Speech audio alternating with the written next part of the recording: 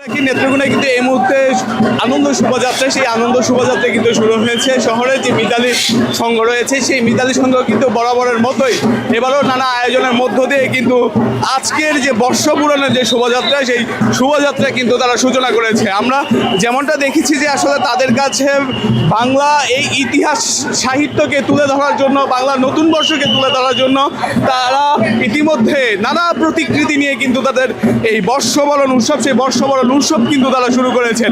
তারা ঘোড়া পেঁচা থেকে শুরু করে হরিণ, হাতি এবং বিভিন্ন বড় বড় প্রতিকৃতি নিয়ে কিন্তু শহরের যে মূল সড়ক সেই মূল সড়ক প্রদক্ষিণ করছেন এবং এই শোভাযাত্রায় কিন্তু বিভিন্ন শ্রেণী পেশার মানুষ থেকে শুরু করে বড় থেকে ছোট সবাই কিন্তু অংশগ্রহণ করেছেন। শোভাযাত্রাকে সফল করার লক্ষ্যে আইন শৃঙ্খলা বাহিনীর পক্ষ থেকে কিন্তু বিভিন্ন বাহিনী কিন্তু তারা কাজ করছে। ইতিমধ্যে কিন্তু তারা এই র্যালির মধ্যে কিন্তু নেচে গিয়ে নতুন বছর উদযাপনের যে আনন্দ, সেই উদযাপনের আনন্দে কিন্তু তারা মেতে উঠেছে।